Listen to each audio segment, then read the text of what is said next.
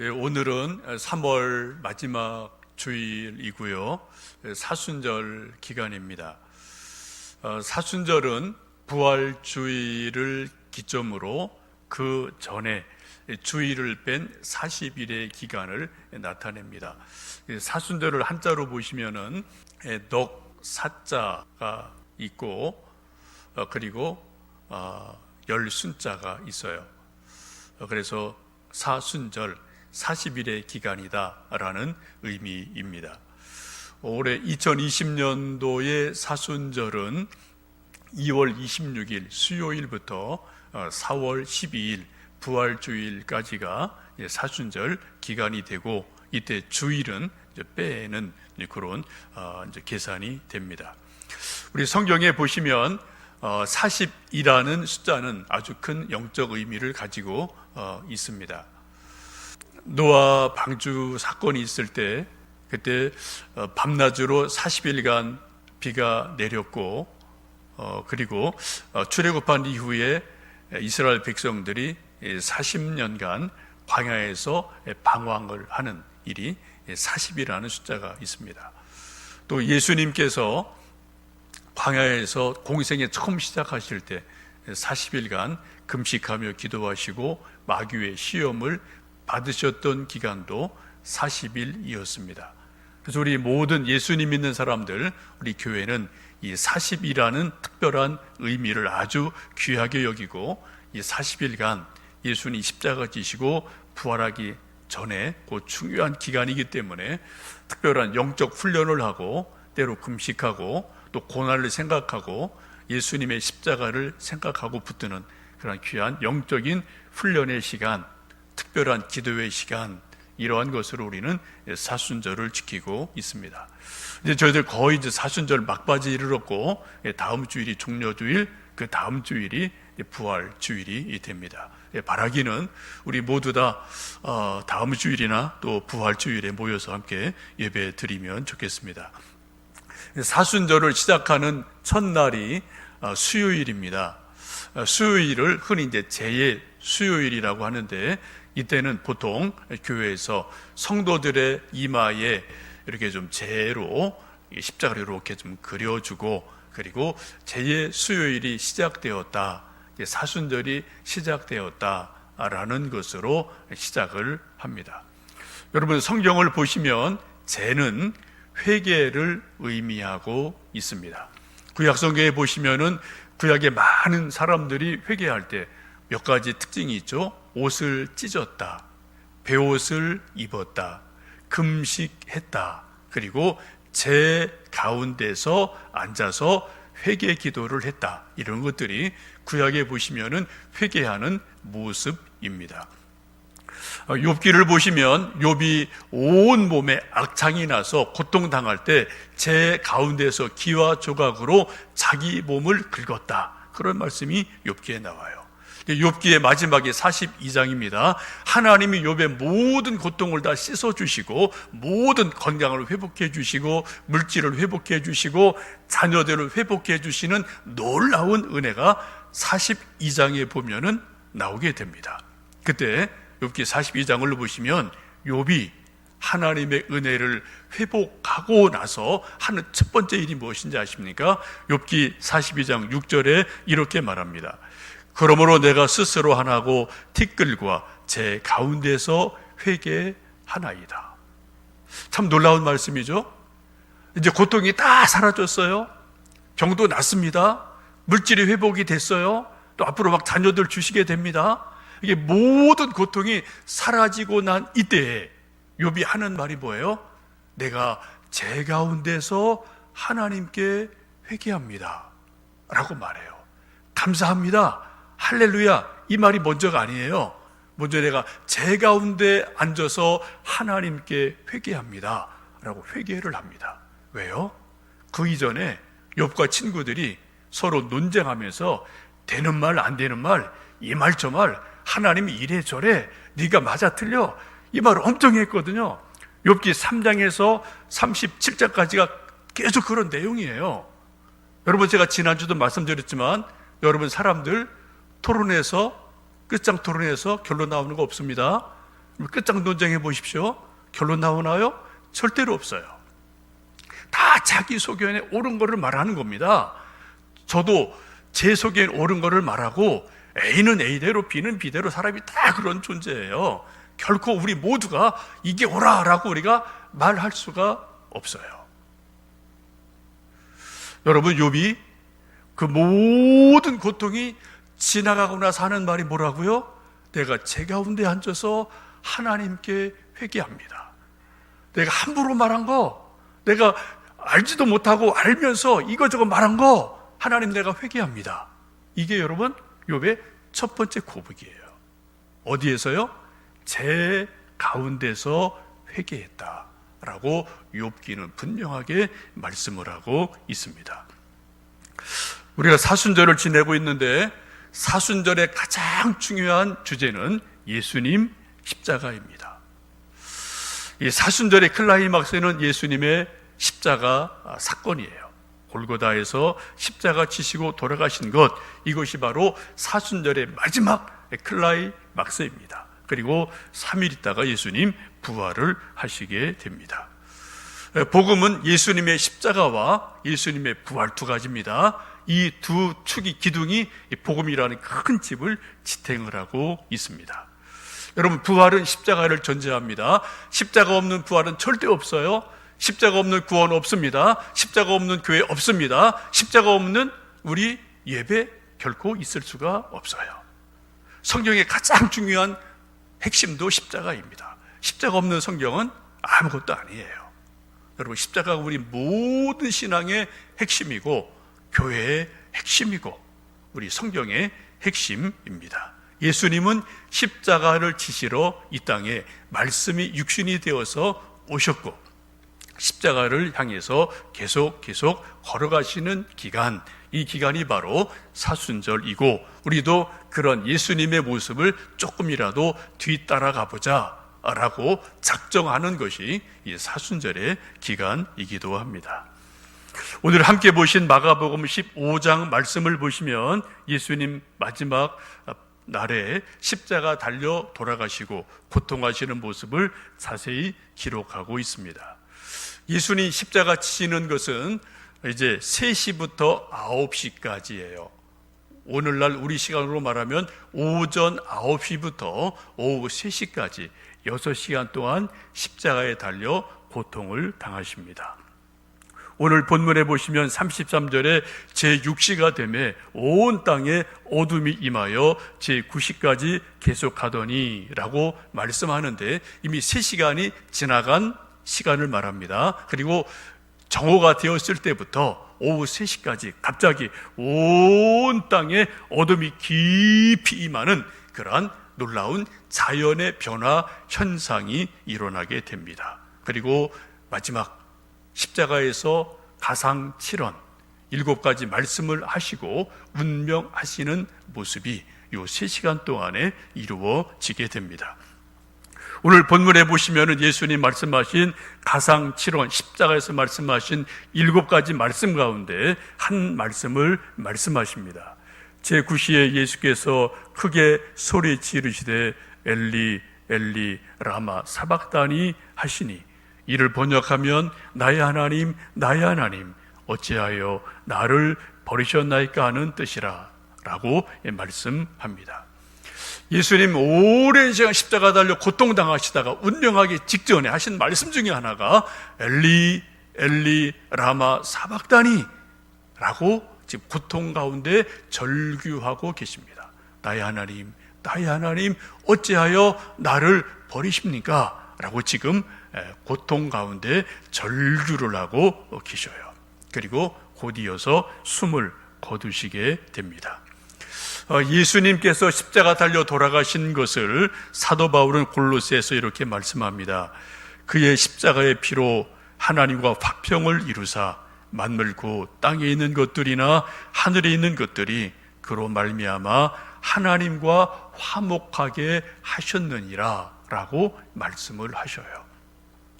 예수님의 십자가의 보혈, 예수님 십자가의 죽으심으로 인해서 하나님과 우리 인간이 죄로 인해서 아주 멀리 떨어져 있었는데 원수가 되었는데 그 원수된 것을 십자가의 피로 화목하게 하셨다, 하나 되게 하셨다라고 말씀을 합니다.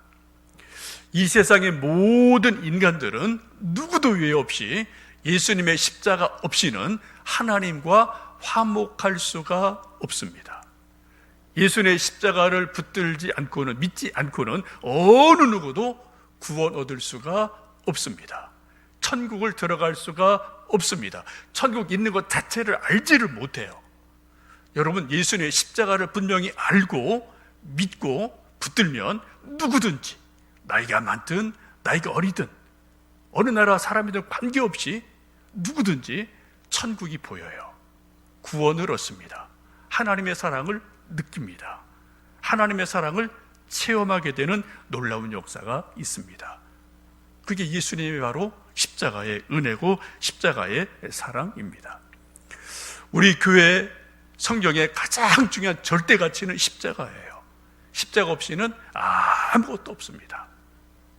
여러분 각자의 신앙 가운데도 가장 중요한 신앙의 절대 가치가 여러분 십자가가 되시기를 주님의 이름으로 축복합니다. 십자가가 성경적으로 이해가 되고 성경적으로 믿어지고, 우리가 예수님 그때 2000년 전 사건 직접 현장에 없었지만 우리가 그걸 정말 하나님의 은혜로 믿어지는 믿음이 생기면 여러분 우리 속에서 놀라운 변화가 일어나요. 하나님의 사랑이 임해요. 우리 영혼이 거듭남을 체험합니다. 십자가 능력 우리가 체험을 해요. 그리고 정말 하나님의 은혜 안에 우리가 임하게 될 줄로 믿습니다.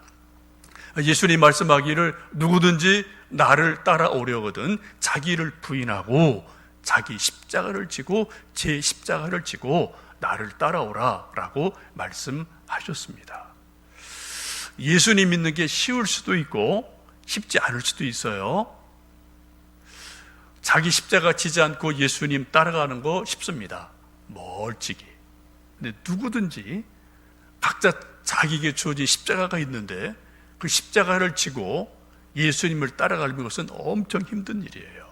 엄청 어려워요. 예수님 분명히 제자들에게 말씀하셨습니다. 누구든지 정말로 나를 따라오려거든 자기를 부인하고 제 십자가 지고 그리고 나를 따라라. 누구 십자가요? 내 십자가. 각자 자기 십자가가 있거든요. 그거 지고 나를 따라와라 라고 주님께서 우리에게 강력하게 요청을 하고 계십니다. 지금 사순절은 저희들이 각자의 십자가를 바라보는 시간이고 예수님의 십자가를 바라보는 시간이기도 합니다. 오늘 말씀을 보시면 예수님 십자가 달려가시는 그 순간에 예수님 십자가를 중심으로 네 종류의 사람들이 있는 것을 우리는 성경 속에서 볼 수가 있습니다. 첫 번째는 십자가 곁에, 십자가 아래 없는 사람들이에요. 십자가를 보고 도망간 사람들이 있습니다. 누굽니까? 12 제자들이에요. 예수님이 그렇게 3년간 열심히 제자 훈련을 하고 있는 것 없는 것 다 쏟아 부어 주셨는데 마지막 결정적인 순간에 십자가 지실 때 베드로 십자가 아래 없었어요. 마태 없었습니다. 안드레 없었어요. 다 도망갔어요. 딱 한 사람 요한만 십자가 아래 있었습니다. 여러분, 베드로가 예수님의 수제자죠. 칭찬도 참 많이 받았죠. 신앙 고백할 때 참 훌륭하다. 천국 열쇠를 주마. 내 믿음 위에 내 교회를 세우마. 대단한 칭찬을 받았던 베드로인데 그 결정적인 순간에 십자가에서 도망갔어요. 걸어만 날 살려라. 도망간 것이 베드로의 모습이기도 합니다. 그럼 이게 인간이에요. 우리도 크게 다르지 않을 겁니다. 저나 여러분이나 우리 예수님 믿는다 하는 사람들 모두 다 제자 훈련을 받았다, 무슨 코스 했다, 했다, 열심히 배우는 건 좋은데 정말 우리 믿음이 언제 결정적으로 이게 좀 드러나느냐, 십자가 앞에 서 보면은 진짜냐 가짜냐가 드러날 때가 참 많기도 합니다. 요즘도 우리가 교회에서 이런 일 저런 일 하면서 우리 좀 교회 일 합시다, 우리 좀 복음을 전합시다, 이런 거 저런 거 합시다 라고 조그만 십자가를 우리가 좀 집시다 라고 말하면 많은 사람들이 회피하는 일이 있고요, 십자가를 외면할 일들이 요즘도 참 많지 않습니까? 여러분, 예수님의 12 제자들이 십자가를 회피해서 도망갔다, 이게 시사하는 바가 엄청나게 많은 줄 압니다. 첫 번째 사람은 십자가를 회피해서 도망간 사람들이 있었어요. 두 번째는 십자가를 조롱하는 사람들이 있습니다. 오늘 본문의 말씀 보시면 예수님께서 엘리 엘리 라마 사박단이라고 고통하며 절규하실 때 어떤 사람들이 그렇게 말하죠. 엘리야를 부르는가 보다, 엘리야가 와서 예수님 십자가에서 내려주는가 좀 보자, 도와주는가 보자라고 오히려 그것을 조롱하는 사람들이 있었음을 오늘 성경은 말씀하고 있습니다. 지금 예수님은 십자가 달려 6시간 동안 고통을 당하시고 정말 마지막 절규를 하시면서 운명하시기 직전인데 많은 사람이 그 모습을 보고 그 소리를 듣고 조롱을 해요. 그리고 예수님 향해서 하는 말이 엘리야가 와서 한번 예수님 도와주나 봅시다 라고 조롱하는 사람들이 있거든요. 이 사람들은 성경을 쭉 보시면 대부분 제사장들, 바리새인들, 서기관들이에요. 이 사람들은 총독 빌라도에게 고자질을 해서 예수님을 십자가에 못 박게 하는데 뒤에서 모든 음모를 다 꾸미고 다 부추기고 자기는 싹 빠지고, 이런 사람들이 그 당시에 종교 지도자들, 제사장, 바리새인, 서기관, 사두개인, 이런 사람들이었지 않습니까? 이런 사람이 다 그 옆에까지 우르르 몰려가서 마지막 예수님 죽는 모습을 지켜봤거든요. 여러분, 이 사람들이 예수님을 조롱하고 있습니다. 하나님을 가장 잘 섬긴다는 사람들, 하나님을 가장 잘 안다는 사람들, 성경의 박사들이 예수님을 조롱하고 있어요. 참 아이러니 아닙니까? 여러분, 바리새인들은 구약 성경을 줄줄줄 외우는 사람들이에요. 서기관들하고요. 근데 그런 사람들이 예수님을 조롱을 했다라고 성경은 말씀을 합니다. 요즘 우리가 코로나를 모두 다 통해서 고통을 당하면서 특별히 우리 한국교회가 참 답답한 일은 신천지 때문에 우리 한국교회 전체가 도매금으로 조롱을 당하는 일이 참 많아요. 또 어젠가 뉴스 보니까 만민중앙교회에서 코로나 10몇 명도 감염됐다는 뉴스를 잠깐 봤는데, 만민중앙교회 거기도 이단이고 여러분 아실 겁니다. 이제로 거기 이단이에요. 아주 옛날부터 이단이에요. 참 답답하게도 지금 한국 상황에서 일어나는 코로나의 여러 가지 집단 감염의 한 부분에 신천지가 있었고, 또 만민중앙교회가 있고, 또 이런 몇몇 교회들이 있는데 이게 대부분 이단 사입이란 말이죠. 근데 보통 국민들 이거를 몰라요. 그냥 교회 붙이면 다 그냥 그게 그거고 그게 그거고 이렇게 알기 때문에 우리 모든 정상적인 성경적인 교회들이 다 같이 그냥 비난을 당하고 조롱을 당하는 그런 참 고통스러운 시대를 우리 모두 살고 있습니다. 우리 한국교회가 정말 어려운 때를 살고 있어요. 우리가 다 그 뜻을 알 수 없지만 아마도 주님께서 우리들에게, 우리 한국교회를 향해서 좀 예수님 제대로 믿어라, 예수님 좀 잘 믿어라, 성경 좀 제대로 읽어라, 좀 성경대로 좀 제대로 살아봐라, 좀 세상의 소금이 되고 빛이 좀 되라 라는 말씀을 강력하게 우리 한국교회, 우리 목사들에게, 우리 성도들에게 하시는 것이 아닌가 싶습니다. 우리 한국교회 정말 큰 위기에 있어요. 지금도 위기지만 코로나가 끝나고 나서 이게 어떤 일이 어떻게 벌어질지 우리는 아무도 몰라요. 근데 정말 우리 성도들이, 교회들이 정말 성경적인 가치관을 가지고 믿음 생활하고 세상에 빛이 되고 소금이 되고 정말 예수님 사랑하고 세상 사랑하고 섬기면 한국교회 다시 회복이 될 수 있을 겁니다. 그러나 그렇지 않다면 정말 어려운 때를 우리가 맞지 않겠습니까? 여러분, 예수님 십자가 앞에 서 있던 수많은 사람들 중에 수많은 사람들이 예수님을 조롱했어요. 십자가를 조롱했습니다. 지금도 세상에 수많은 사람들은 십자가를 조롱하고 있습니다. 저희 고모부가 이제 돌아가신 지 몇 년 되셨는데요. 최 씨입니다. 아주 고집 센 분이에요. 다 연세 있는 분들 옛날에 유학적인 가치관이 가득 찬 분이죠. 이제 고모는 이제 교회를 나오시는데 고모부는 교회를 안 나오셨어요. 그래서 저희들 가끔 만나서 이제 전도하고 고모부 같이 교회 좀 가십시다. 그러면은 그분이 늘 하는 말씀이 유교적인 가치가 있으니까 야, 그거 다 헛거야. 그거 없어. 아무것도 없어. 그리고 하여튼 자기 논리를 계속 펴던 이 고모부가 계셨어요. 정말 바늘로 찔러도 피 한 방울 나오지 않을 정도로 아주 깐깐한 분, 아주 고집센 최 씨, 그런 분이었습니다. 우리가 많이 참 기도를 했죠.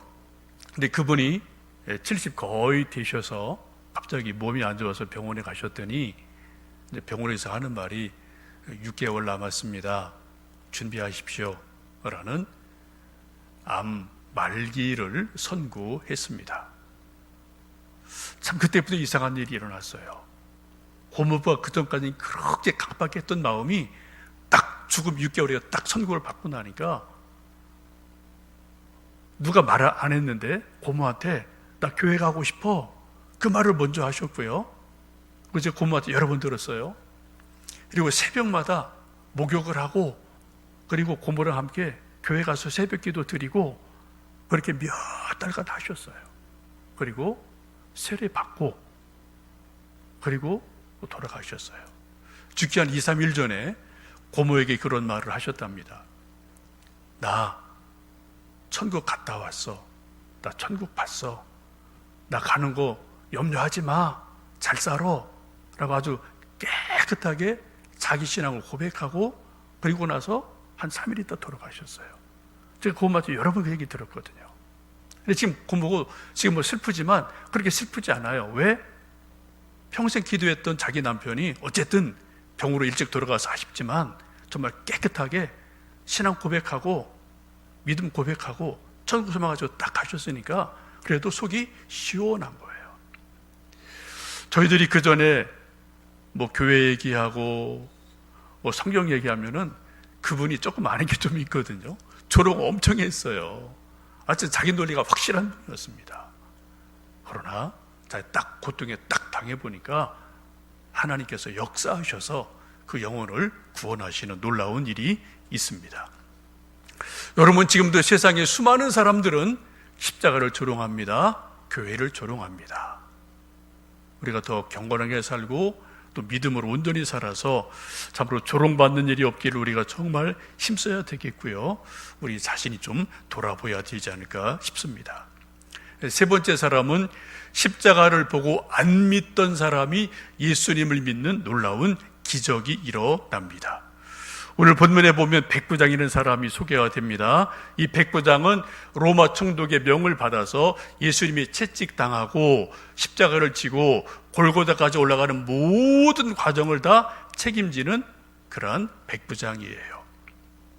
그리고 마지막 골고다 언덕에서 십자가 세우고 못을 받고 하는 모든 일의 현장 감독도 바로 백부장입니다.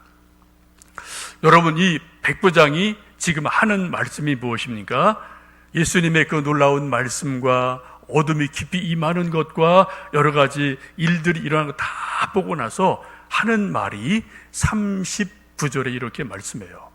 예수를 향하여 섰던 백부장이 그렇게 숨지심을 보고 이르되 이 사람은 진실로 하나님의 아들이었도다 하더라. 여러분, 놀랍죠? 요즘 말로 말하면 백부장은 공무 수행 중인 사람입니다. 공무원이에요. 군인이에요. 총독의 명을 받아서 예수님의 모든 십자가 과정을 책임지고 있는 현장 책임자예요. 그리고 하루 종일 십자가까지 갔어요. 못 박았습니다. 요한복음을 보시면 특별히 예수님이 정말 죽었는지를 확인하려고 이제 창을 들어서, 십자가 달려 계시니까 창을 들어서 찌르는 그러한 모습이 있습니다. 저런 그림이죠. 예수님 십자가 달려 계시고, 그리고 이 아래에서 긴 창으로 예수님 허리를 푹 찔러요. 그랬더니 어떻게 됐습니까? 예수님의 허리에서 물과 피가 쏟아져 내렸다라고 요한복음 19장에서는 말씀하고 있습니다. 이 모든 것을 지켜본 사람이 백부장이에요. 책임자가 백부장이에요. 기독교 전승에 의하면 이 사람을 론지누스라고 이야기합니다. 이 모든 것을 다 지켜보고 나서 예수님이 정말 하나님의 아들이시구나 라는 것을 믿고 고백하는 놀라운 신앙 고백이 일어납니다.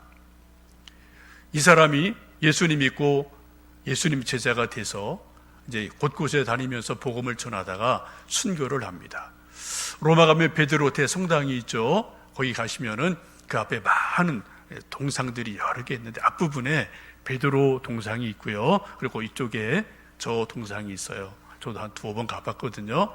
저게 론지누스 동상입니다. 창을 들고 있죠. 예수님의 허리를 창으로 찔렀던 그 사람입니다. 여러분 참 놀랐지 않습니까? 예수님 십자가 처형의 현장에 있던 사람, 그것을 책임졌던 백부장, 이 사람이 오히려 예수님 십자가의 죽으심을 보고 정말 예수님이 하나님의 아들이셨다라는 것을 고백하는 놀라운 역사가 있습니다. 여러분 누구든지 정말 정직하게 진심으로 성경을 보면, 십자가를 생각하면 예수님 믿지 않을 수가 없어요. 근데 다 사람들이 슬쩍슬쩍 비껴서 보거든요. 대충대충 보거든요. 그러니까 예수님을 모르고 믿지를 못합니다. 저는 바라는 것은 이번 코로나 때문에 각 교회마다 우리 공무원 분들께서 또 주일도 수고하시면서 현장에 나와 계셔요. 우리 교회도 지난주 이번주 우리 시청에서 한 분 오셨는데 환영합니다. 또 지금 각 교회마다 한 분, 두 분, 서울교회는 제가 친구들 얘기 들어보니까 경찰들도 또 몇 분 오시고 이런 데도 있더라고요. 바라는 것은 하나님이 역사하셔서 각 교회마다 지금 현장에서 함께 공무를 수행하면서 동시에 또 예배를 드리는 상황이 연출이 되어졌는데, 이런 모든 가운데서 하나님 역사하셔서 우리 공직을 수행하시는 수많은 분들이 이 백부장처럼 정말 예수님은 하나님의 아들이셨다, 정말 하나님의 아들이시구나 라는 놀라운 믿음이 회복되는 역사가 있기를 주님의 이름으로 축복합니다. 세 번째 사람이 그런 사람이에요. 네 번째 사람은 많은 여인들이 있음을 성경은 고백하고 있습니다. 막달라 마리아, 야고보의 어머니 마리아, 살로메, 수많은 여인들이 예수님 십자가 아래 있었다라고 성경은 말씀하고 있습니다. 참 놀랍죠. 12제자들은 다 도망갔어요. 그런데 이름을 알 수 없는 수많은 여인들이 십자가 아래에 모여 있습니다. 일반적으로 여자들은 겁이 많아요. 근데 예수님 십자가에 달려 돌아가시고 채찍에 맞으신데 그 엄청 두려운 상황인데 여자들이 오히려 십자가 아래 모여 있었거든요. 왜 이런 일이 일어났을까요? 답은 명쾌합니다. 예수님 사랑하는 마음이 12제자보다 컸기 때문에 그래요. 여러분, 12제자는 3년간 엄청 강한 제자훈련 받았습니다. 그러나 적어도 이 순간에는 예수님 사랑하는 마음이 이 여인들만큼 크지를 못했어요.